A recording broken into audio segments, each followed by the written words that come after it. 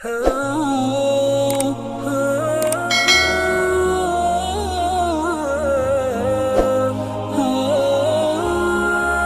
نبی پاک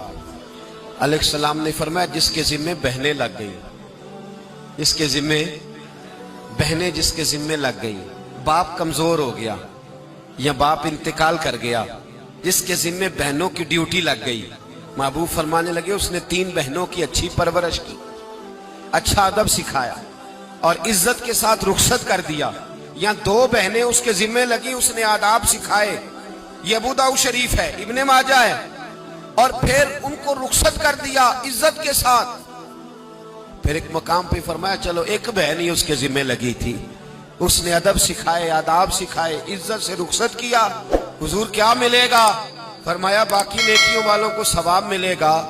جو بہنوں کا بوجھ اٹھائے گا، جس طرح میری 2 انگلیاں جڑی ہوئی ہیں اس طرح میرے ساتھ جڑ کے جنت میں داخل ہو جائے گا۔ جناب ام ہانی حضرت علی کی سگی ہمشیرہ تھی، نبی پاک صلی اللہ علیہ وسلم کی چچا زاد بہن تھی، پر اللہ کے رسول ہمیشہ انہیں تحفے بھیجا کرتے، ان سے محبت فرماتے، ان کے بچوں کے ساتھ پیار کرتے۔ فرمایا علی کی بہن نہیں، یہ میری بھی بہن ہے۔ کہ نبی پاک کی رضائی بہن جناب شیمہ جب ان کے قافلے کے خلاف مسلمان لڑے، انہوں نے جنگ کی اور وہ قید ہو کے آئیں، تو حضرت ابو ہریرہ سے کہنے لگی جا کے مصطفیٰ کریم کو بتاؤ میں تمہاری بہن ہوں۔ حضرت ابو ہریرہ کہتے ہیں میں بی بی کا پرانا دوپٹہ دیکھتا، اس کی کیفیات دیکھتا اور پھر جملے دیکھتا، مجھے سمجھ نہ آتی، تو میں نے جا کے حضور سے کہا کوئی شیمہ نام کی بی بی ہے؟ تو کہتے ہیں ابھی میں نے جملے بھی پورے ادا نہیں کیے، نبی پاک ممبر سے اٹھ کے کھڑے ہو گئے اور رسول پاک کی چادر مبارک ممبر پہ رہ گئی، محبوب اٹھ کے گئے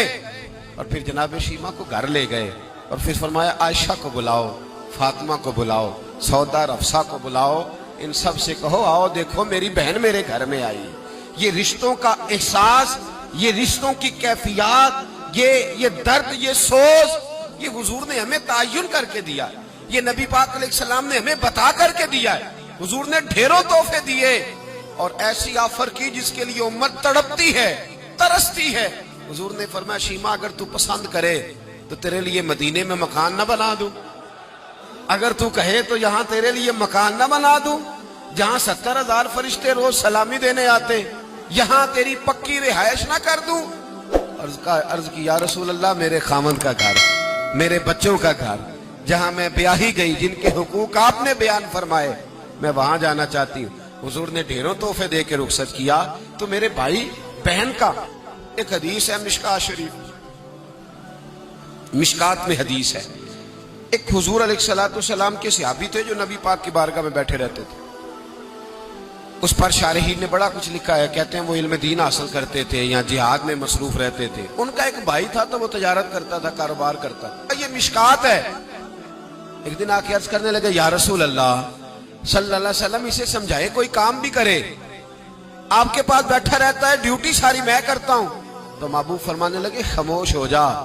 ہو سکتا ہے رب کریم جو تجھے رزق دے رہا ہے وہ بھی اس کی برکت سے عطا فرما رہا ہے، اس کے نصیب کا اللہ تجھے دے رہا ہے، ہو سکتا ہے اس کے توسل سے، پتہ نہیں اللہ کس کی وجہ سے دے رہا ہے، کس کے حصے کا تیرے گھر بھیج دیتا ہے۔ امام حسن رضی اللہ تعالیٰ عنہ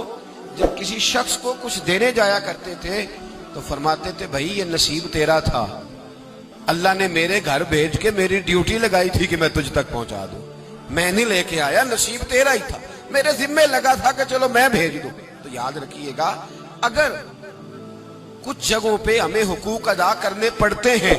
کسی مالدار بھائی کو کسی غریب کا خیال رکھنا پڑ ہی جاتا ہے، تو مہربانی کرے وہ خیال کرے،